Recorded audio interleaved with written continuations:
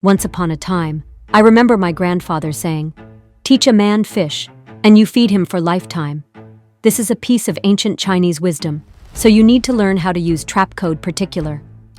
Transform yourself into a vibrant work of art. Immerse yourself in the symphony of colors and let your spirit shine. Today we'll be discussing presets in Trapcode particular, and if you want to know everything about blocks in particular plugin, as a part 1, I'll put the link into the description. Similarly, if you want to learn how to use all Trapcode, also the link will be in the description. Presets. Now I'm going to reveal the presets drawer. Just like the block store by hitting P to show presets. And there are two different types of preset: multiple system presets and single system presets. If I say that multiple system presets are presets that contain multiple systems. So let me load preset here. Motion graphics. And I'll choose one of these motion graphics. As I scrub around in the preview area, we'll see that we've got a few different things going on. We've got some sort of streaky particles, and we've got some more spherical particles. We've got larger particles and tiny particles. Lots of things going on. We're able to do complex presets like this by using multiple particle systems. You'll notice down here as I loaded this preset, we have not just this master system with one set of locks, though. You'll notice as I click further down that we have actually 6 different particle systems. And this is what a multi-system preset is. It's a system that uses multiple particle systems inside one instance of the particular plugin. Now here's where we get into the heart of how systems work in Trapcode particular. If I select System 2 here, you'll see there's a bit of connection between the master system and System 2. You also notice that System 2 is actually missing a few different blocks. Now what is happening here is that when systems don't have a block present, they will inherit to those settings from master system. So in other words, System 2 will inherit its motion direction, that kind of thing, from the master system. So multiple system allows us to have different systems dedicated to very subtle things or very specific things. So I can actually see exactly what System 2 is doing by soloing it. So if I option click on System 2, we can see that it's some glowy sphere particles. And it has its own gravity dragging them downward. But everything else is not actually using some gravity, so we can see System 2 has this section here, with some particles falling downward, are actually kind of floating freely. Say I hop down to a System 4, and solo this, we can see that this is actually what we call a streak clip particle. And this gives us this sort of light streak kind of look.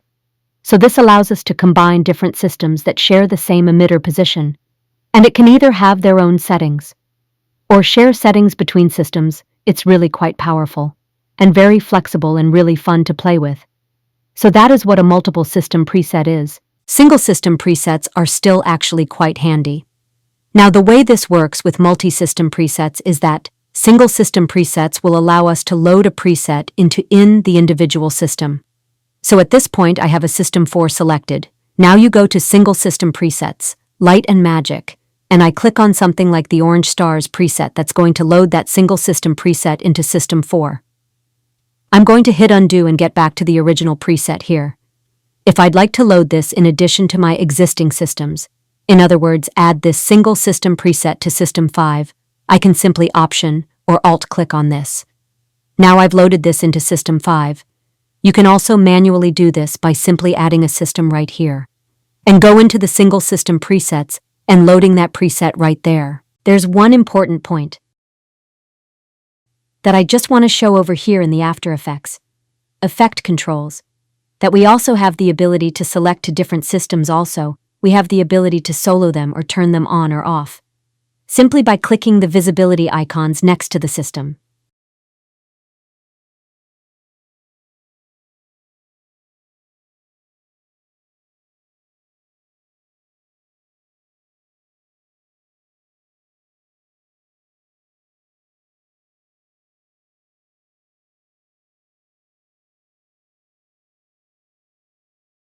Now one thing to take note of: when the system does not have a block for a parameter, it will inherit it from the master system. So when I go to After Effects and I look at this system, let's say I have System 2, it will not have those related parameters here in the effect controls, so we do not see color or opacity in Particle System 2. In this case, particle color and opacity are being defined in the master system. So if I go to the particle right here, and change this from this sort of gold to a blue. We're going to see that a lot of these systems are now starting to inherit this color from that one system. It looks like we've got that one particle system at the bottom that has its own color setting. Yep. System 5 is using an orange color, which in this case doesn't actually look that bad. But if I wanted System 5 to inherit that same bluish blue, I can simply delete the block. Now everything is using that one unified color. So I talked about resetting your particle system right down here using the reset button. But just to the right of, that is the actual preset name, and this is where we save our preset. So if I click on this,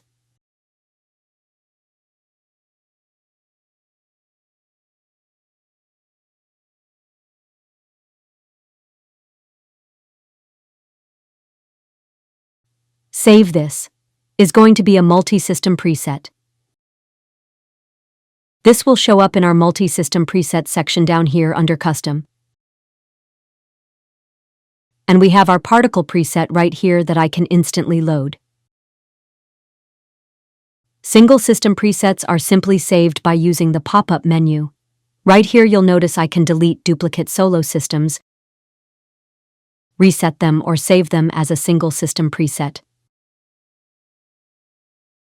I'll load one more preset in here for this last part right here. We have some very useful tools for changing our view in the preview area. One is a camera tool, so I can click on this camera icon. And if I click up here in the preview area, I can orbit around and look at my particles from different angles, just like in After Effects. I can hit the C key to pull up different types of camera tools. Now I'm going to click on the reset button. Just to the left of that, so we have our orbit tool. If I hit C again, we have an X and Y tool that will move the camera up, down, and left and right, and if I hit C again, this will zoom in Z. I can reset that by clicking the icon to the left of the camera, and if I click on the camera again, this will get me out of that camera tool, and now I am back in my emitter scrub. Now there's a little divider line to show us that these three icons over here are a little bit different, not related to the camera information. One is the motion blur. I'll simply reset those. Go to my motion block, turn up the velocity. Now no matter what your settings are in After Effects or in particular has some of its own motion blur controls, we need to turn on motion blur rendering. By clicking on this icon here, motion blur can be very expensive in terms of rendering, so it does default to off. But if you like to see how things look with it on, you can click on this button to enable it. Same goes for depth of field. Now depth of field is actually going to be inherited from the camera information that you have in your composition. So I'm going to load a preset that shows us some pretty dramatic depth of field. Let's move our camera just a bit. So we can get these particles really close to the camera. My composition has depth of field enabled. But my designer window does not render in depth of field because I've not turned it on. So if I click on this depth of field icon, we can see that the render gets a little bit slower. But we have his deep depth of field, where particles close to the camera are very blurry as well as far away from the camera. They're very blurry, and in the middle, they're in focus.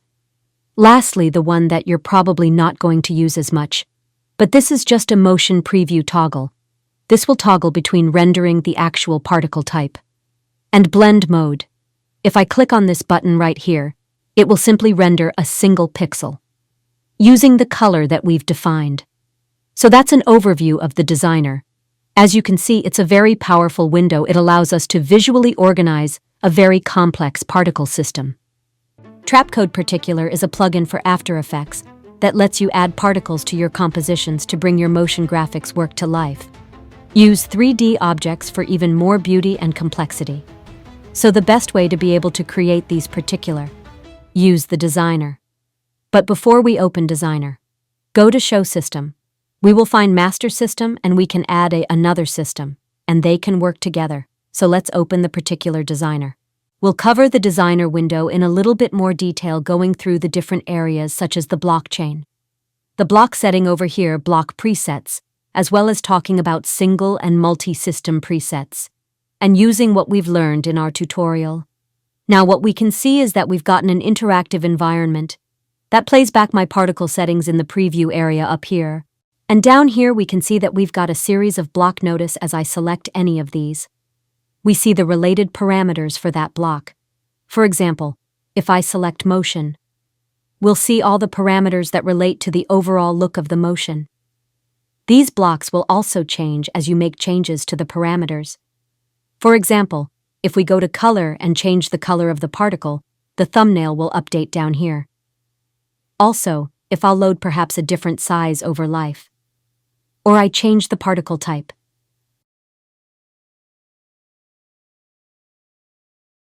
If I double-click one of these blocks, this will reveal a block preset drawer, showing presets for the block that I have selected. Or we can open and close these simply by tapping B. For example, I can click a directional to load a directional emitter preset for this block. If I double-click on the color block, this will reveal some gradient presets, and if click on randomize, these colors will be changed.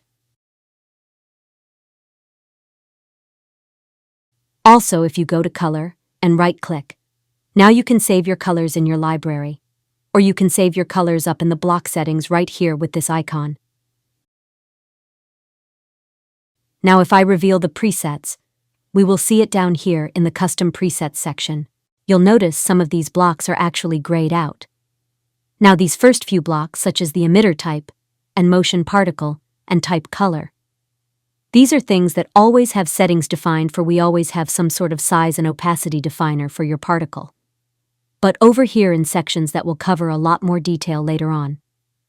Some off, and they don't have any effect such as gravity. So if I go to the physics section and select a gravity and turn this up, particles will begin to accelerate to downward. And you'll notice this gravity block goes from grayed out to color, and this indicating that I've enabled to gravity. As I've mentioned before, I can double-click on gravity block. Now we have different presets I've got in here. And if I load the negative gravity block, that has a custom image loaded to indicate that the gravity's actually flowing upward. Now I'll right-clicking and reset this simply.